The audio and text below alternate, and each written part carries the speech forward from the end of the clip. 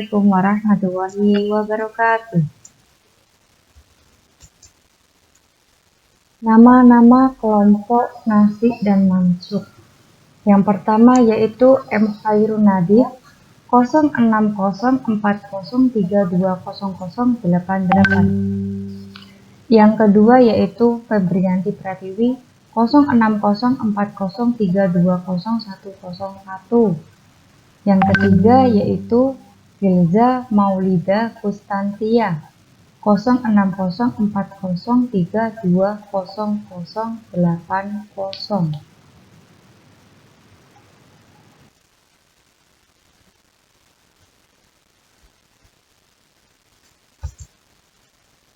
Pengertian nasib dan mansub. Apa sih pengertian nasib dan mansub itu? Yaitu dari segi etimologi, para ulama ulumul Quran mengemukakan arti kata nasab dalam beberapa makna. Di antaranya adalah menghilangkan, memindahkan sesuatu dari suatu tempat ke tempat lain, mengganti atau menukar, membatalkan atau mengubah, dan pengalihan nasab dalam istilah para ahli. Ilmu ushul fiqh adalah membatalkan hukum syar'i dengan dalil yang datang kemudian, menunjukkan pembatalan secara tersurat atau tersirat, baik pembatalan secara kesehatan ataupun pembatalan sebagian menurut keperluan yang ada, atau melahirkan dalil yang datang kemudian yang secara implisit menghapus pelaksanaan dalil yang dulu dikemukakan, yaitu yang pertama menurut Manah Khalil Al-Qotan adalah mengangkat atau menghapus hukum syarak dengan kitab dalil yang syarak lain.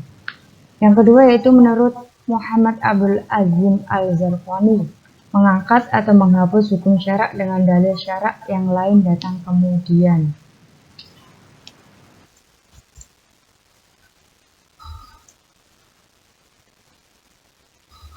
Para ulama mutaqaddimin memperluas arti nasib mencakup beberapa hal. Yang pertama yaitu pembatalan hukum yang ditetapkan terlebih dahulu terjadi oleh hukum yang ditetapkan kemudian. Yang kedua yaitu pengecualian hukum yang bersifat oleh hukum yang bersifat khusus yang datang kemudian. Yang ketiga yaitu penjelasan yang datang kemudian terhadap hukum yang bersifat samar. Yang keempat yaitu penetapan syarat terhadap hukum yang terdahulu yang belum bersyarat. Perkenalkan, nama saya Muhammad Khairun Nadif. NIM saya 0640320088. Di sini saya akan meneruskan presentasi rekan saya tadi. Saya akan menjelaskan syarat-syarat nasab. Sudah dijelaskan, syarat-syarat nasab ada 4. Yang pertama adanya mansub.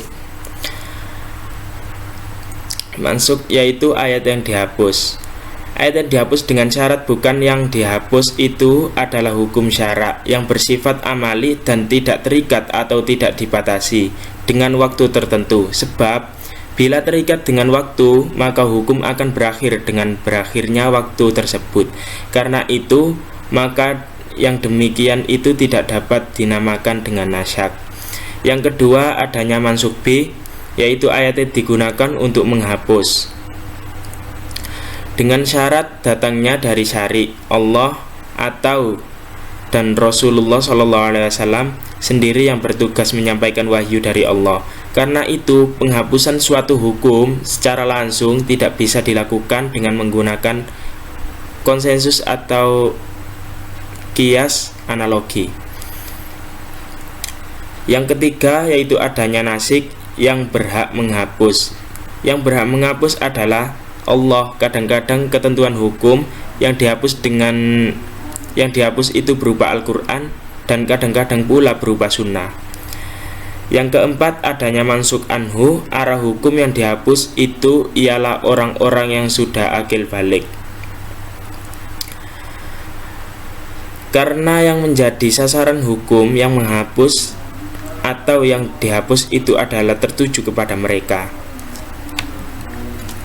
Lanjut, Abdul Azim Al-Zarqani mengemukakan bahwa nasab baru dapat dilakukan apabila 1. Adanya dua ayat hukum yang saling bertolak belakang dan tidak dapat dikompromikan serta tidak dapat diamalkan secara sekaligus dalam segala segi. Yang kedua, ketentuan hukum syara yang berlaku menghapus datangnya belakangan daripada ketetapan hukum syara yang diangkat atau yang dihapus. Yang ketiga, harus diketahui secara meyakinkan perurutan turunnya ayat-ayat tersebut, sehingga yang lebih Nabi Muhammad korbankanlah semangat para mukmin untuk berperang. Jika ada 20 orang sabar di antara kamu, niscaya mereka dapat mengalahkan 200 orang musuh. Dan jika ada 100 orang yang bersabar di antara kamu, niscaya mereka dapat mengalahkan 1000 orang kafir, karena orang-orang kafir itu adalah kaum yang tidak mengerti. Ayat di atas dinasyak dengan Al-Quran, sebagaimana Allah Subhanahu wa Ta'ala berfirman, Al-ana khaffafallahu ankum wa alima anna fikum sofam fa in yakum minkum mi'atan sabiratan yaglibu mi'ataini wa in yakum minkum alfi yaglibu alfaini biidnillahi wallahu ma'as sabirin. Yang artinya, sekarang Allah telah meringankan kamu karena Dia mengetahui bahwa ada kelemahan padamu. Maka jika di antara kamu ada 100 orang yang sabar, niscaya mereka dapat mengalahkan 200 orang musuh. Dan di antara kamu ada 1000 orang yang sabar, niscaya mereka dapat mengalahkan 2000 orang dengan seizin Allah. Allah beserta orang-orang yang sabar. Untuk yang kedua, Al-Quran dinasak dengan As-Sunnah.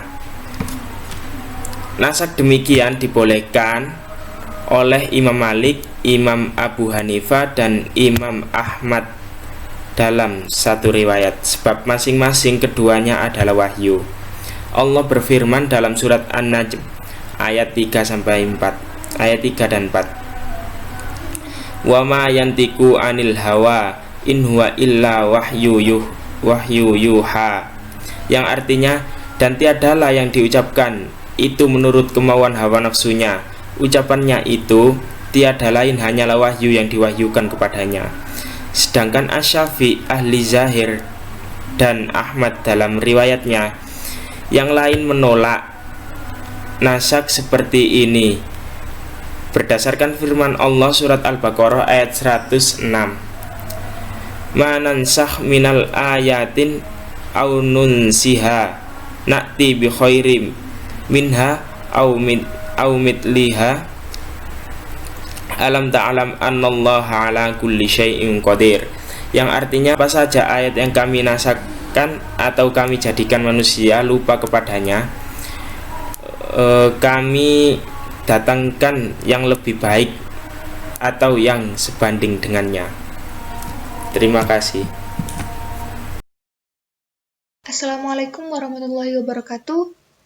Saya Filza Muldakusanti akan menjelaskan tentang pembagian nasah. Pembagian nasah yang ketiga yaitu As-Sunnah dinasah dengan Al-Quran. Nasah ini adalah menghapuskan hukum yang ditetapkan berdasarkan sunnah dengan hukum yang didasarkan dengan Al-Quran. Nasah jenis ini diperbolehkan oleh jumhur ulama. Contohnya seperti berpuasa wajib pada hari Asyura. Yang keempat yaitu Al-Sunnah dinasah dengan As-Sunnah. Contohnya adalah seperti larangan berziarah kubur pada waktu permulaan Islam. Kemudian Rasul dengan hadisnya yang lain membolehkan ziarah kubur setelah masyarakat mengetahui hakikat ziarah kubur, dan dijelaskan dengan hadis riwayat Muslim, yang artinya, dulu Nabi melarang kalian untuk berziarah kubur, sekarang berziarah kuburlah kamu. Ruang lingkup nasah. Dari uraian sebelumnya dapat ketahui bahwa Imam Suyuti mengatakan, nasah hanya terjadi pada perintah dan larangan, baik diungkapkan dengan tegas dan jelas, maupun diungkapkan dengan kalimat berita yang bermakna amar, yaitu perintah, atau nahi, larangan. Dan juga tidak berhubungan dengan persoalan akidah yang berfokus pada zat Allah, sifat-sifatnya, kitab-kitabnya, para rasulnya, dan hari kemudian, serta tidak berkaitan pula dengan etika dan akhlak atau dengan pokok-pokok ibadah dan muamalah. Hikmah adanya nasah dalam Al-Quran. Yang pertama, dengan ini menunjukkan bahwa syariat agama Islam adalah syariat yang paling sempurna. Syariat agama Islam ini menasah semua syariat dari agama sebelum Islam, sebab syariat agama Islam ini telah mencakup semua kebutuhan seluruh umat manusia dari segala periodenya, mulai dari Nabi Adam alaihissalam yang kebutuhan-kebutuhannya masih sederhana, hingga Nabi akhir zaman Nabi Muhammad SAW yang kebutuhan-kebutuhan sudah banyak dan kompleks. Yang kedua, selalu menjaga kemaslahatan hamba agar kebutuhan mereka senantiasa terpelihara dalam semua keadaan dan sepanjang zaman.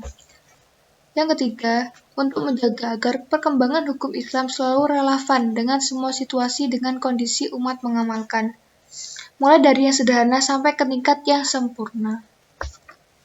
Yang keempat, untuk menambah pahala bagi hamba yang selalu mengamalkan hukum-hukum perubahan, walaupun dari yang mudah sampai yang sulit, sebab semakin sulit menjalankan suatu peraturan Tuhan, akan semakin besar manfaat, faedah, dan pahalanya. Yang kelima, untuk memberi dispensasi dan keringanan bagi umat Islam, sebab dalam beberapa nasa banyak memperingankan beban dan memudahkan pengalaman guna menikmati kebijaksanaan dan kemurahan Allah Subhanahu wa Ta'ala yang Maha Pengasih lagi Maha Penyayang. Dan yang terakhir, untuk menguji orang mukallaf apakah mereka masih setia dengan adanya perubahan dan pergantian dari nasa.